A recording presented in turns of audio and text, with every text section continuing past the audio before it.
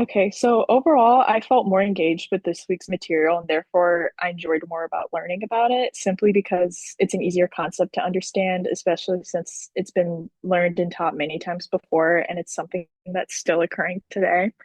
Along with something new I learned about the specific financial gaps between white and black families. I've always been aware that there was a gap due to racism, but I never thought the gap would be so severe, especially present day.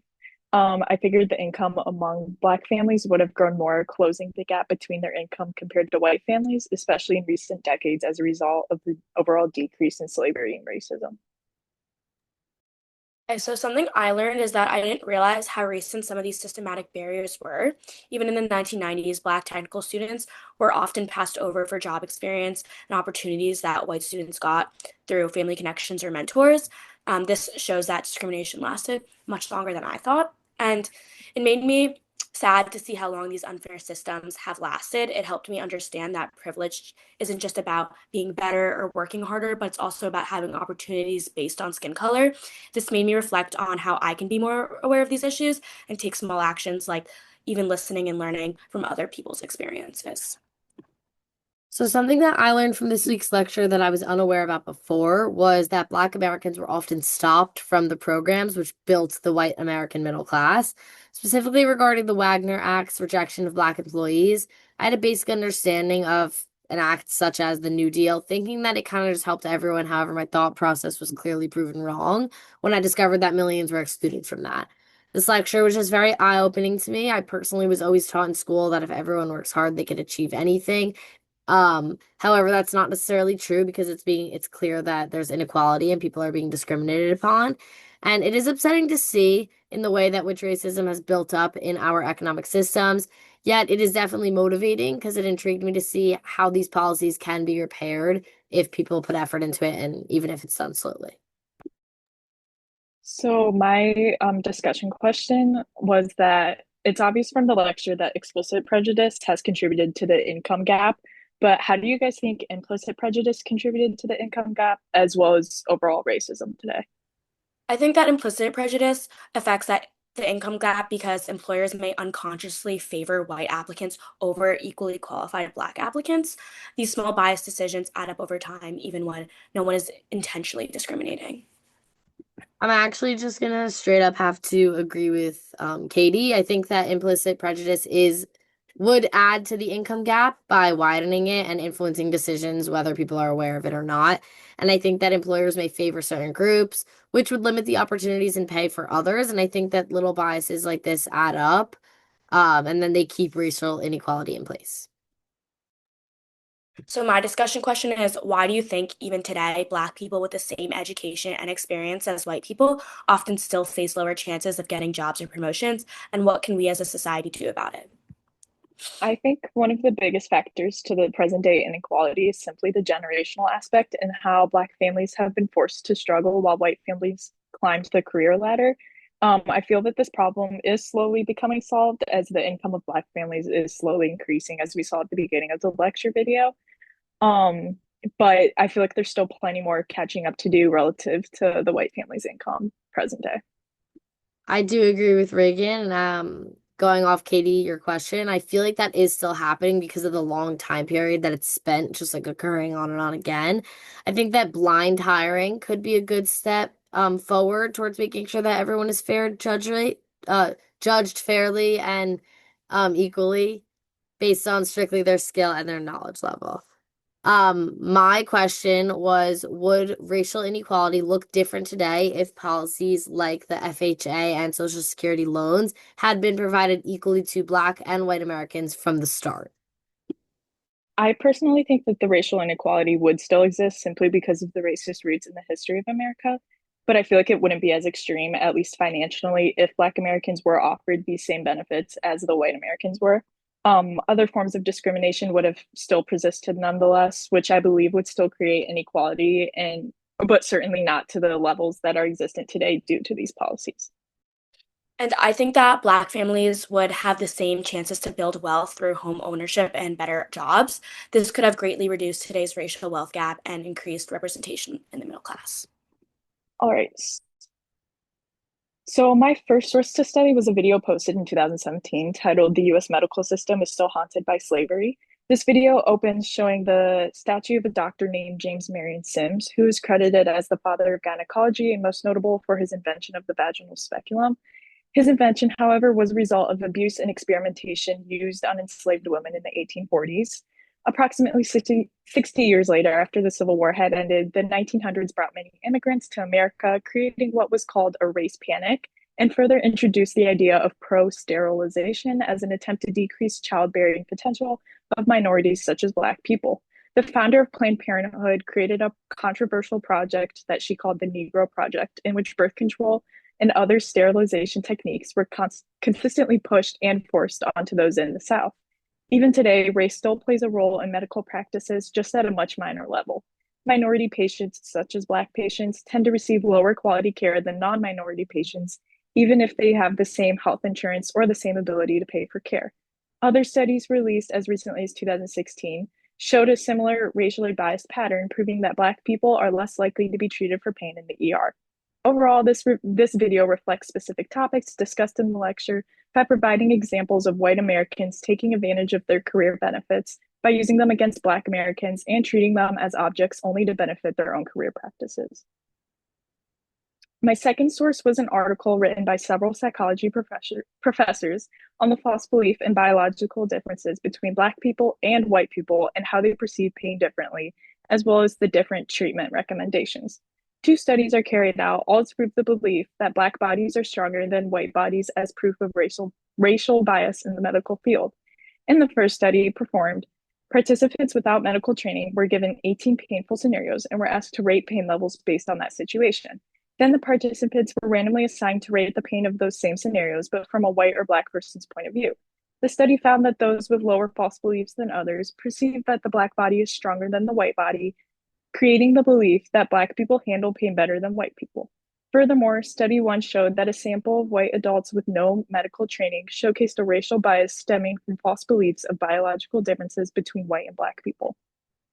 In study two of the same article, 418 medical students and residents were used to carry out the same experiment. Different results would be expected of those being professionally trained, yet the results stayed similar. Those with the racially biased belief that Black patients don't feel as much pain would inaccurately rate their patients' pain and furthermore falsely recommend treatments, as it would be based more so on their racial beliefs. On the contrary, students who did not endorse these false beliefs and therefore had less racial bias will report that a white patient felt less pain, therefore leading to more accuracy when recommending treatments. Relating back to the lecture, inappropriate assumptions as a result of racial bias can very easily lead to inaccurate treatment plans, therefore making a Black patient prone to more pains and unnecessary treatments than a white patient. Although these biases seem to be primarily implicit prejudice, this experiment is a prime example of how racism is still impactful and present today, even if it is seemingly harmless. There's a saying I've heard many times that I feel perfectly encaptures today's healthcare system, and the saying is racism isn't born, it's taught, which essentially means that people aren't born with racist values, but it is something taught over time and learned from the actions, beliefs, and words of those around them. People are bound to especially learn from these behaviors and apply them to their career and everyday lives, which then makes them prone to the belief that it is wrong because it is what they have viewed as normal all their lives. So, after listening to This American Life, Act 3, I learned how the Newfoundlanders were treated as outsiders in Canada, even though they were technically Canadian themselves. This episode described how people from Newfoundland were stereotyped as uneducated, slow, or lazy, and these stereotypes became so common that the Newfie joke were a part of everyday conversation. Some Newfoundlanders in the episode talked about moving to the mainland of Canada for work, only to be laughed at, underestimated, or not taken seriously because of their accents. One person even mentioned purposely changing how they spoke just to avoid being judged. Hearing that made it really clear how deeply the prejudice was ingrained. People felt like they had to hide who they were just to be treated with respect. This connects directly to Steve's lecture, where he explained how systematic inequality isn't just about laws, but about cultural attitudes and stereotypes that get passed down and shape real opportunities. In the lecture, he talked about how groups labeled as less capable end up being given fewer chances, not because of their actual skills, but because of bias. This is exactly what happened to the Newfoundlanders in the story. Many were denied jobs or looked down on before they even had the chance to show what they could do. The stereotype came first and the discrimination followed. So, hearing these personal stories made me feel frustrated because it showed how damaging stereotypes can be, even when there's no real evidence behind them. It's also helped me see more clearly what Steve meant when he said that privilege isn't just about who works harder, but it's about who is seen as deserving of opportunities in the first place. This episode helped me understand the systematic inequality can happen to any group that is viewed as other, whether the difference is race, region, language, or culture. Overall, it made me think about how important it is to recognize these biases, question where they came from, and be intentional about not letting stereotypes shape how we treat people. From the video that I watched a video called Don't Be a Sucker. I gained the understanding that both hate and division are two ways that can be used with the intention to manipulate others. What the film depicted was that prejudice is not something that just occurs on its own. There are people who willingly act in prejudiced ways, and there are people that who benefit from doing so. It began with someone making comments, which would at first sound harmless.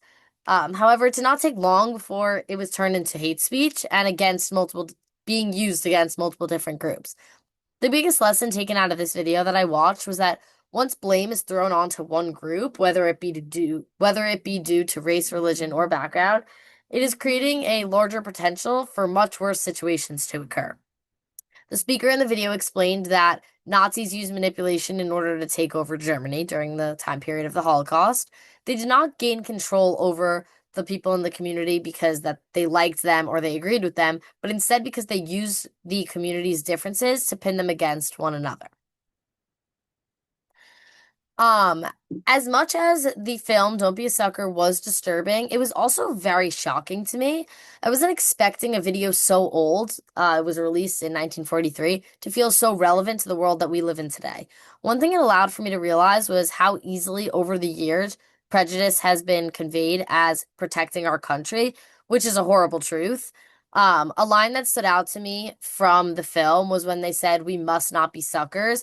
I felt as if he was kind of talking to me through the screen and warning us to not fall into the same trap that our country fell into ages ago, which was when I felt as he was talking to me, and it was frustrating to me that history continues to repeat itself.